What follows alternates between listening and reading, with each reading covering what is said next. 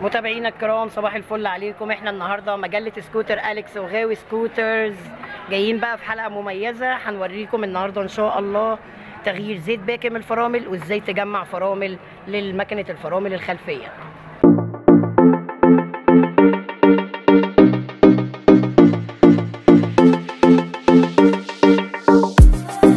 غاوي سكوترز عامل ايه؟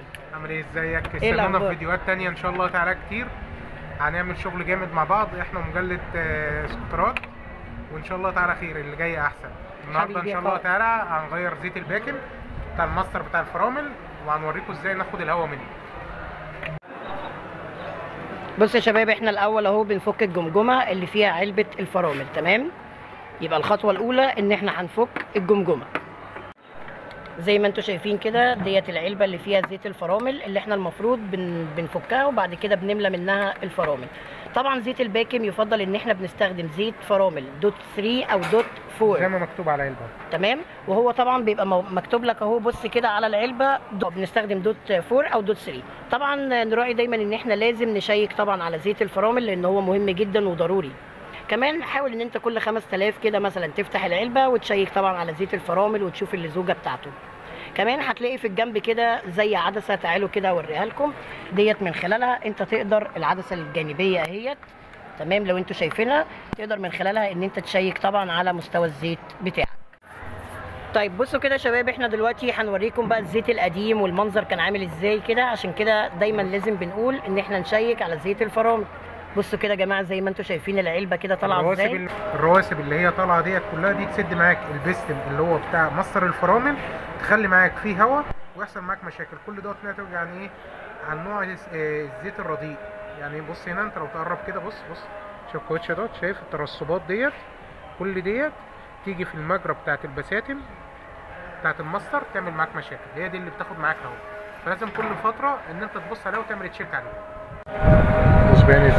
بص يا شباب كده، ديت الرواسب اللي احنا بنتكلم عليها اللي هي دايما بتسد البستم ودايما بتمنع ان انت تدي الفرامل كده فيبقى فيه استجابه. فعشان كده دايما بنراعي ان احنا لازم نغير الزيت بتاع الفرامل، ولازم طبعا يعني ننضف الكاوتشه من اي رواسب. وطبعا نوع الزيت مهم جدا جدا جدا. اهم حاجه نوع الزيت، اهم حاجه الزيت، لان الزيت دوت هو اللي مسؤول عن الفرامل معاك والتجميع بتاعتها.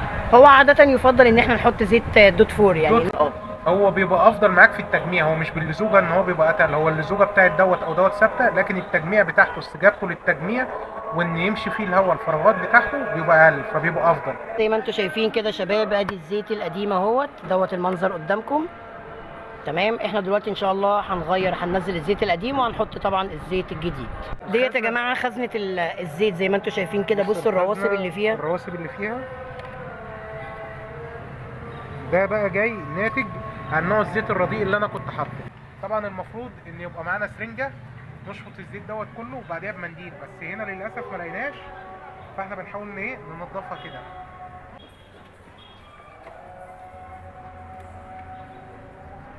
هنا كده هي الخزنه يا شباب بعد التنظيف. طبعا راعي ان انت تنضفها كويس جدا جدا من اي رواسب. بص كده بعد اذنك، تعالى كده عبده، بص دوت البستم او البك اللي هو بياخد الزيت ويبدله مكانه هواء.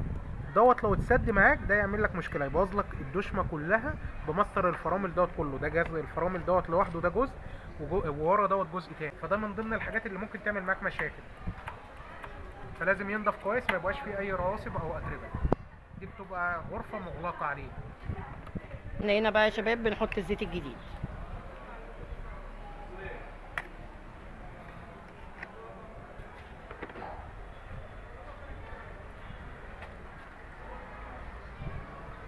الزيت نازل ازاي، الفرق، شايف الفرق ما بين الزيت الاول كان عامل ازاي ودلوقتي عامل ازاي. بناخد بقى واحده واحده هنا اهوت لغايه ما يمشي الزيت معانا في الخرطوم زي القديم. واحده واحده كده معانا لغايه ما الزيت ما يمشي معانا.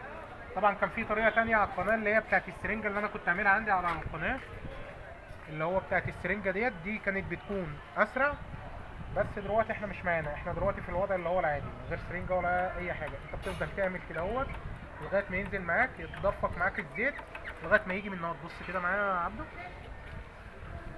من عند الدشمه بتاعت الباكن لغايه ما يجي. طبعا احنا هنا فكينا رمينا الزيت القديم كله في الارض زي ما انتم شايفين كده في الارض، ده القديم واقع. هنفضل نعمل كده لغايه ما يجي معانا فين في الدشمه. وقف انت الفيديو دلوقتي.